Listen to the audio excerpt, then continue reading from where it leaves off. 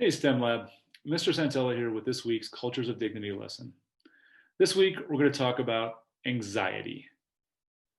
Now, with a lot of you going back to remote learning full time, the COVID-19 pandemic happening, and just kind of the general feel of the world right now, anxiety is pretty high.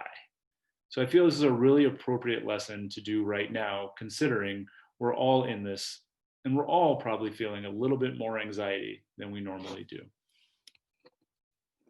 Anxiety. Help! I'm freaking out! So when you have that anxiety, you might be feeling like this, right?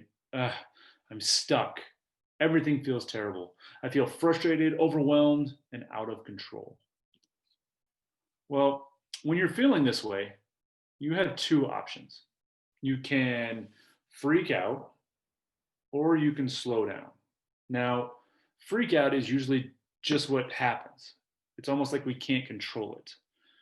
When we slow down, we're more in control. Now, that word control is important because when we freak out, actually, we have more control over that than we think we do. So, we're going to talk a little bit more about that. So, option one, the freak out. When you're freaking out, you feel overwhelmed by repetitive thoughts, getting stuck on an idea, avoiding problems, and feeling shame. You're probably thinking, I'm an imposter. I'm a bad person.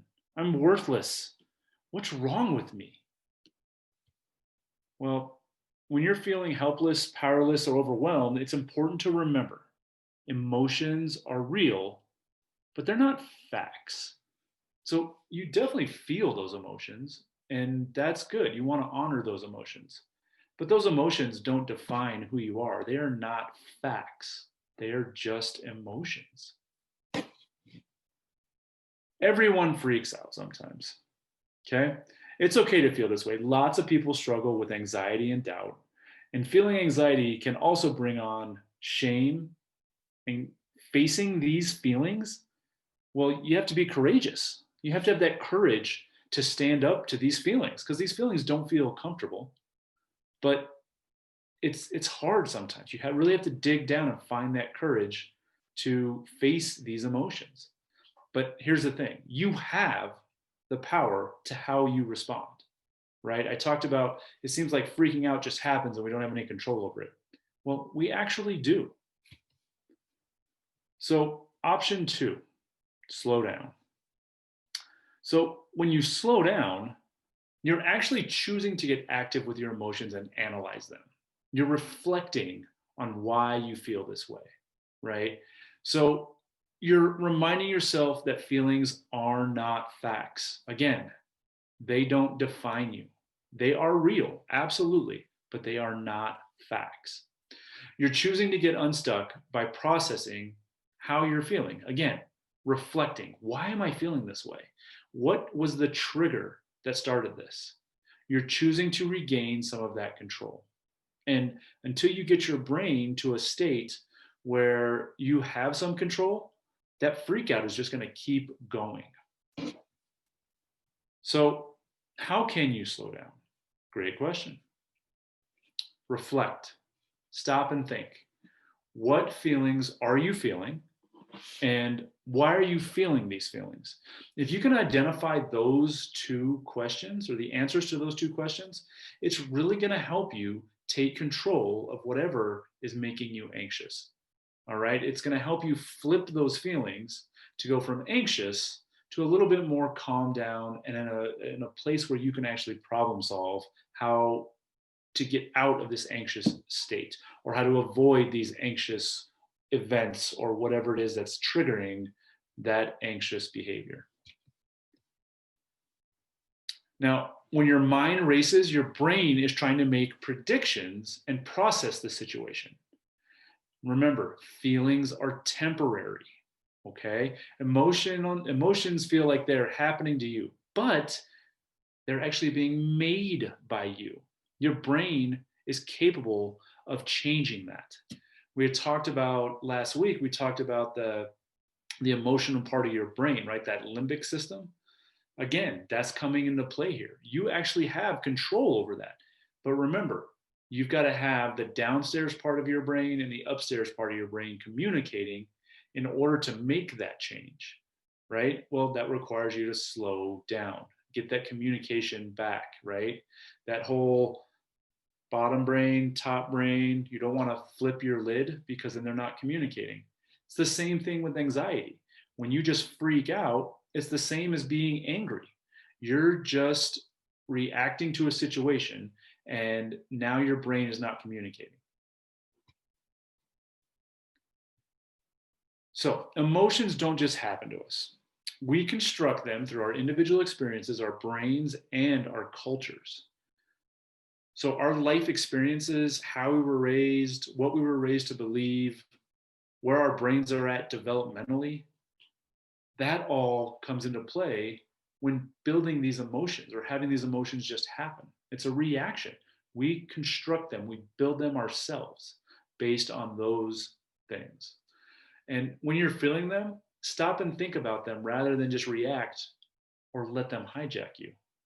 Okay? If you can really train yourself to either before it's happening, you have those clues as to, oh, I'm starting to feel anxious, or even when you're in that anxious freak out, finding a way to calm yourself down so that your brain can think clearly and you can actually change how you're feeling. You have that power, right?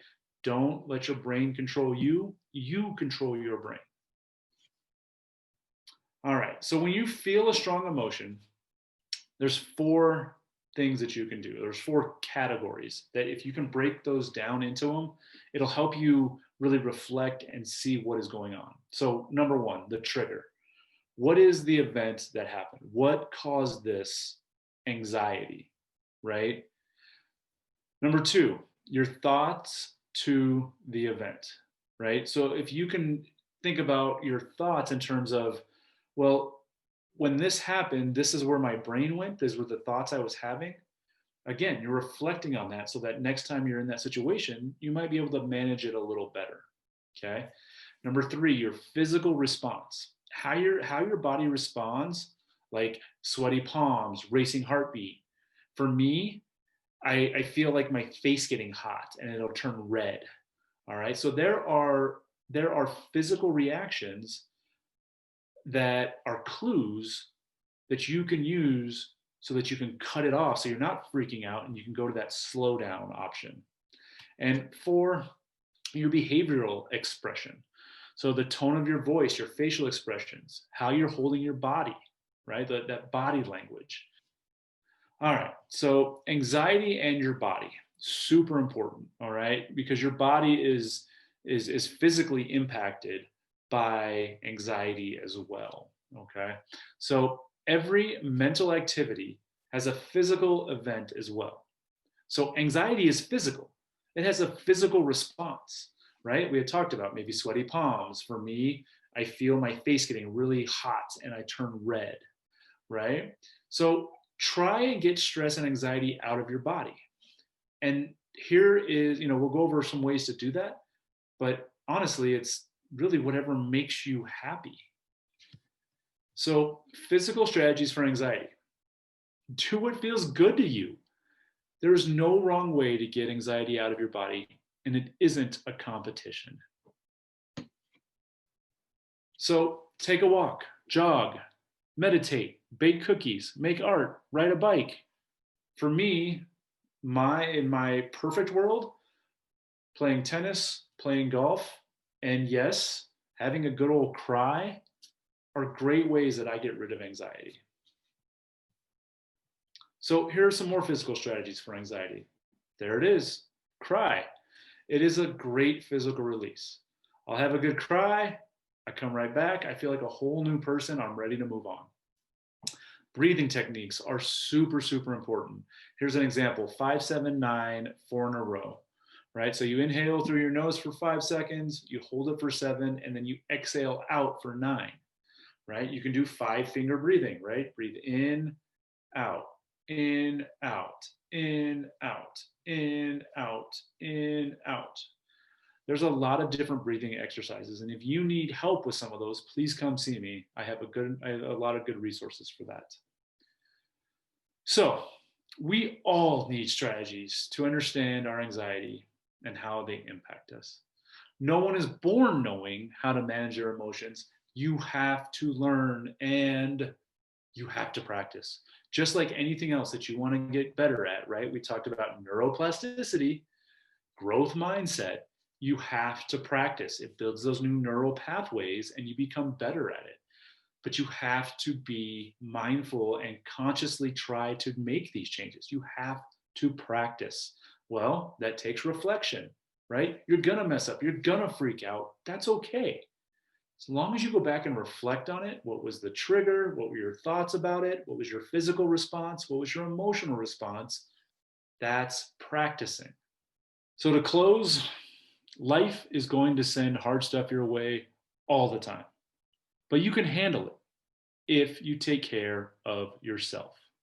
So using those strategies around anxiety will help you immensely. You can use them in an academic sense. Oh no, I have a test today. Okay, I need to make sure I'm managing my anxiety level, because if you don't, it actually takes over your brain and you're not going to be able to do well on that test. Not because you don't understand or know the answers, it's because your brain is so filled with anxiety that you can't connect. Those neural pathways aren't connecting to help you find the answers. Okay, you have to have the lower part of your brain and the upper part of your brain communicating in order to be successful in your academics. Okay, so take care of yourself. Practice anxiety regulation. Be mindful of it. Help your friends. If you notice they're having some sort of physical response to a situation, well, they're probably anxious. Talking to a friend about it is a great way to help manage that anxiety as well. And remember, do what you need to do to manage your anxiety. Me, golf, tennis, crying. So with that being said, scholars, I have 3 questions for you. I need you on Flipgrid or Google Form. And I'll be honest with you, I'm not getting as many replies as I usually do. Don't make me come hunt you down.